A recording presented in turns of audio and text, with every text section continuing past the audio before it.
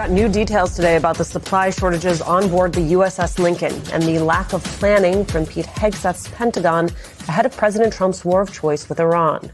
For weeks, we've been reporting on the grim conditions on board as the war grinds on without any clear endgame, concerns about wear and tear from 6 months of constant combat, potentially putting service members at risk. A mental health crisis with reports of crew attempting to jump overboard. Broken showers and toilets, rationing of food, shortages of basic essentials like soap or toothpaste. One retired Navy commander told MS Now, "We didn't plan for this war. We just sort of did it on the fly. And when you fight a war as a pickup game, this is the kind of stuff that happens." Let's bring in MS Now's Pentagon reporter Priya Sridhar. She has that brand new reporting today. Priya, tell us, what are the details here? Hey, Alicia, I think this is such an important question, especially because so many of the officials in this administration have tried to deny that there were any supply shortages on this ship or deteriorating conditions. But essentially what we're learning is that Navy leaders are saying that when Bahrain got hit by Iranian missiles at the beginning of this war, that essentially caused a ripple effect. We saw thousands of non-essential personnel from that base get evacuated. And this is really Fifth Fleet's logistical headquarters. This is where Navy ships in the region would go to get resupplied. But of course, with the Lincoln, they haven't had a port call in 208 continuous days. And now supply ships weren't able to go to that base. So they had to look for an alternative option.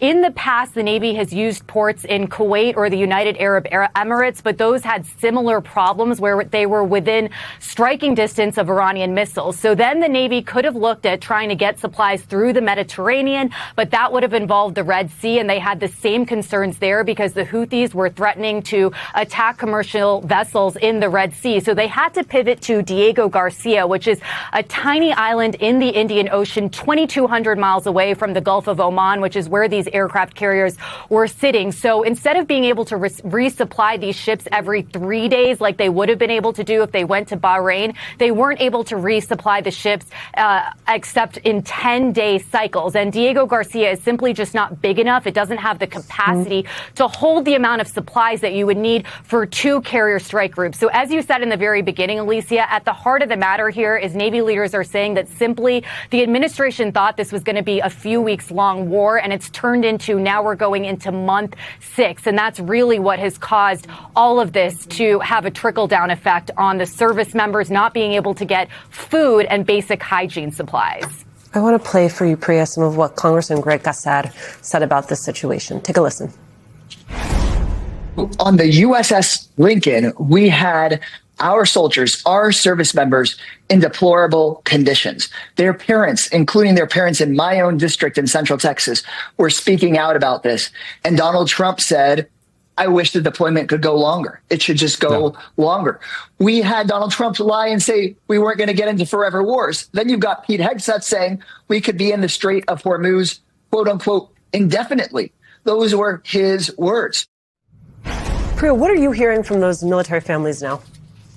I think that, Alicia, there's a lack of trust between these service members' families and the administration because, like I said before, at the very beginning, they were told that this was going to be just a few weeks long mission. They were going to be able to come home potentially in May. And then they saw their deployment extended and extended. And then to make matters worse, essentially, we're hearing that the president is calling these service members and their families liars. And I think that these are some of the most patriotic people in our country. They've chosen to wear a uniform to defend our freedoms. And so to call them liars, I think it's really a slap in the face. And if, I had one family member say that she essentially feels like she's being gaslit, like their concerns are being minimized here. And so what they are really trying to focus on right now is the positive news in all of this, which is that the Lincoln is on its way home to San Diego finally. And they truly believe that none of that would have happened had they not all spoken out about this in the first place.